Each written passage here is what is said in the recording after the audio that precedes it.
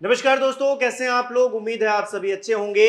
राहुल गांधी के hydrogen bomb ने एक बार फिर से तहलका मचा दिया है और प्रधानमंत्री नरेंद्र मोदी के अब तक तो कुर्सी हिल रही थी, अब उनकी सांसदी भी खतरे में आती हुई दिखाई दे रही है। क्या कुछ धमाका कांग्रेस पार्टी की तरफ से किया गया है, इसको लेकर प्रियंका मेरे साथ हैं, वो आपको जानकारी देंगी। प्रियंका, अभी तक तो प्रधानमंत्री नरेंद्र मोदी 75 साल के क्योंकि आज हो गए, उनको बहुत बहुत बधाई भी हमारे चैनल की तरफ से।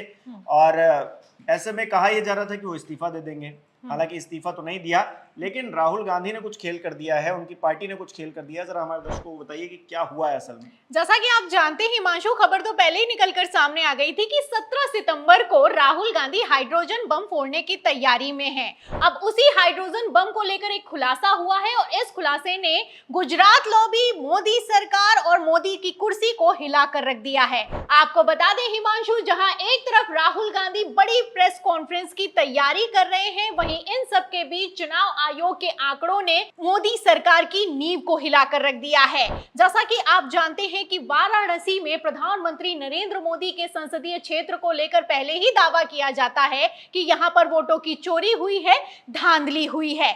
अजय राय से पहले प्रधानमंत्री नरेंद्र मोदी वोटों की गिनती में पीछे चल रहे थे, लेकिन उसके बाद 1.5 लाख के अंतर से जीत गए। कहां तो दावा किया जा रहा था कि प्रधानमंत्री नरेंद्र मोदी इस बार वाराणसी में 10 लाख के वोटों के अंतर से जीत दर्ज करेंगे, लेकिन जीत हुई महज 1.5 लाख वोटों के अंतर से। यहीं पर सूत्रों के हवाले से दावा यह किया जाता है कि प्रधानमंत्री नरेंद्र मोदी हारने वाले थे। उत्तर प्रदेश में बगावत की लहर थी, पब्लिक नाराज थी, इसीलिए मोदी की कुर्सी को बचाने के लिए भयंकर धांधली की गई। फिलहाल क्या हुआ है, क्या नहीं हुआ है, ये तो राहुल गांधी सबूत आगे दिखाएंगे, लेकिन उसके पहले ही चुनाव आयोग अपनी ही वोटर लिस्ट में फंस गया है। आपको बता दें हिमांशु, 2026 के पंचायत चुनाव के लिए चुनाव आयोग की तरफ से एक वोटर लिस्ट को जारी किया गया है। अब ये वोटर लिस्ट राहुल गांधी के खुलासे से पहले सोशल मीडिया पर वायरल हो गई है। आपको बता दें हिमांशु, महोबा जो कि उत्तर प्रदेश का एक शहर है, वहां के एक घर में जहां पर मात्र 10 लोग रहते हैं, उस घर में 4000 से ज्यादा मतदाता को रजिस्टर किया गया है। आपको बता दें महोबा के इस घर को लेकर तहलका मच गया है सोशल मीडिया पर। एक तरफ जहां वोटर लिस्ट वायरल हो रही है, वहीं दूसरी तरफ घर में रहने वाले निवासी भी निकलकर सामने आ गए हैं। सामने आकर बयान दिया है कि हमारे घर में महज 10 लोग रहते हैं, न जाने ये 4000 लोग आए कहां से हैं। एक घर में 4000 लोग रजिस्टर किए गए हिमांशु।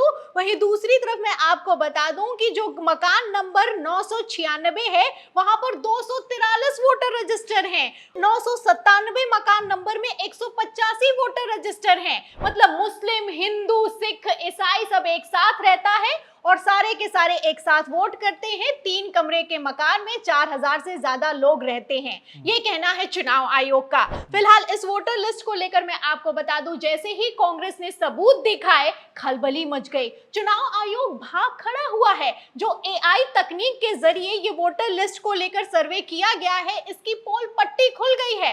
आपको बता दें कि चुनाव आयोग की तो हालत खराब हो गई है, और इतनी हालत खराब हो गई है इस खुलासे के बाद कि चुनाव आयोग ने आनन फानन में इन फर्जी वोटर्स को हटाना शुरू कर दिया है। मतलब खेल समझिए, पहले तो चुनाव आयोग वोटर लिस्ट को जारी करता है, फिर अचानक से उन वोटर्स को हटा देता है। अरे आपको पहले नहीं पता था कि एक घर में 4000 वोटर्स कैसे रह सकते हैं? फिलहाल गड़बड़ी पकड़ी गई है, तो चुनाव आयोग फंस गया है। और चुनाव आयोग कब फंस गया है? जब प्रधानमंत्री नरेंद्र मोदी का जन्मदिन है और कुछ ही घंटों में राहुल गांधी हाइड्रोजन बम को लेकर बड़ा खुलासा करने वाले हैं। आपको बता दें, राहुल गांधी को रोकने के लिए सारे धनुष बाण छोड़ दिए गए हैं। खबरें ये निकलकर सामने आ रही हैं कि राहुल गांधी ने तो प्रधानमंत्री नरेंद्र मोदी की माताजी का अपमान किया है। इसके लिए कोर्ट में हियरिंग भी होने वाली है। 17 सितंबर की तारीख को मुकर्रर कर दिया गया है। फिलहाल काफी कुछ 17 सितंबर को चल रहा है और इन सब के बीच प्रधानमंत्री नरेंद्र मोदी की हालत खराब है, क्योंकि वाराणसी की सीट को लेकर जब खुलासा होगा तो मोदी जी की सांसदी का क्या होगा, सवाल खड़ा होता है। वैसे भी अगर सांसदी की बात की जाए तो मोदी जी की डिग्री को लेकर पहले ही पेच फंसा हुआ है, और अब उसके ऊपर राहुल गांधी के सबूत सामने आने वाले हैं। प्रियंका, अगर हम शुरुआत से शुरू करें कि 7 तारीख की जो प्रेस कॉन्फ्रेंस थी वहां पर राहुल गांधी जो आरोप लगा रहे थे एसआईआर की प्रक्रिया जो बिहार में हो रही है उसमें भी हम वैसे ही खामियां पा रहे हैं। सुप्रीम कोर्ट ये कह रहा है चुनाव आयोग से कि हमको ऐसी ही खामियां मिलती रही तो हम इस पूरी प्रक्रिया को खत्म कर देंगे। अब कुछ मिलती जुलती जो शिकायतें होंगी या फिर जो वहां पर वोटर लिस्ट में जो गड़बड़ी होगी वो हो सकता है वाराणसी से भी निकलकर सामने आए जब राहुल गांधी अपना हाइड्रोजन बम छोड़े तब। तो ऐसे में प्रधानमंत्री नरेंद्र मोदी सवालों के घेरे में, चुनाव आयोग सवालों के घेरे में, अमित शाह करेंगे तो करेंगे क्या? क्योंकि हर जगह से एक ही जैसे आरोप जब निकलकर सामने आ रहे हैं तो पूरी प्रक्रिया पर ही सवाल है, सिर्फ उनकी सांसदी पर सवाल नहीं। फिर तो पूरे देश में फिर से इलेक्शन होने के नंबर आ जाएगा।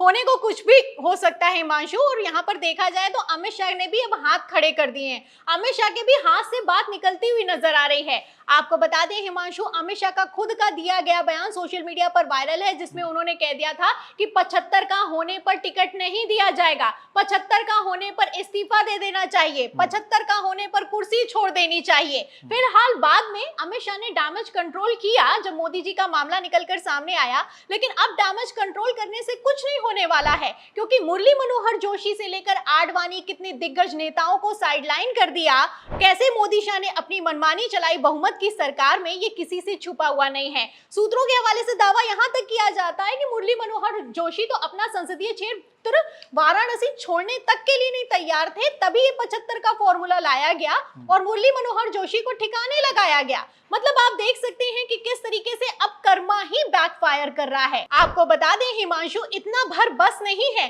जिस तरीके से दिग्गज नेताओं के साथ मोदी शाह ने खेल किया ये किसी से छुपा हुआ नहीं है। मुरली मनोहर जोशी, आडवाणी, जिनकी रथ यात्रा के जरिए किस तरीके से भारतीय जनता पार्टी ने पूरी राजनीति को पलट दिया, उसी राम मंदिर के जब निर्माण हुआ, जब उसका उद्घाटन किया गया तो मुरली मनोहर जोशी और आडवाणी को इनवाइट तो भेजा गया लेकिन कहा गया कि आप मत आइए, आप बीमार हैं। मतलब वो बीमार हैं, उनको आना है या फिर कि नहीं आना है ये तय करना तक उनको फैसला लेने का हक नहीं दिया गया। अब इससे आप अंदाजा लगा सकते हैं कि किस तरीके से चौतरफा अब खेल पूरा का पूरा उल्टा पड़ता हुआ नजर आ रहा है। प्रधानमंत्री नरेंद्र मोदी का आज जन्मदिन है। प्रधानमंत्री नरेंद्र मोदी के जन्मदिन से ज्यादा राष्ट्रीय बेरोजगार दिवस सोशल मीडिया पर ट्रेंड कर रहा है। आपको बता दें बाकायदा युवाओं ने मोर्चा संभाला है और नारे लगाए जा रहे हैं कि नौकरी चोर गद्दी छोड़। फिलहाल नौकरी चोर गद्दी छोड़ नारा काम आएगा या वोट चोर गद्दी छोड़ तख्ता पलट करवा देगा, ये देखना होगा। फिलहाल राहुल गांधी ने तो हाइड्रोजन बम फोड़ने की तैयारी पूरी कर ली है। अब ऐसे में मोदी की कुर्सी का क्या होगा ये आने वाले वक्त में पता ही चल जाएगा। हिमांशु, बिल्कुल प्रियंका, पता चलेगा कि राहुल गांधी जो हाइड्रोजन बम फोड़ने वाले हैं वो कितना ज्यादा पावरफुल है, क्योंकि प्रधानमंत्री नरेंद्र मोदी का संसदीय क्षेत्र इस बार जो है टारगेट पर है, निशाने पर है। और जिस तरह से अनुराग ठाकुर ये कह रहे थे कि रायबरेली में वोट चोरी हुई है, वायनाड में वोट चोरी हुई है, अब वाराणसी की भी पोल खुलने वाली है। ऐसे में इंतजार हम सबको है कि राहुल गांधी कब प्रेस कॉन्फ्रेंस करेंगे और उस प्रेस कॉन्फ्रेंस में क्या खुलासा करेंगे। आप इसे किस तरह से देख रहे हैं हमें कमेंट करके जरूर बताइए। इस वीडियो को लाइक कीजिए, शेयर कीजिए और हमारे चैनल को सब्सक्राइब नहीं किया है तो वो भी जरूर कीजिए।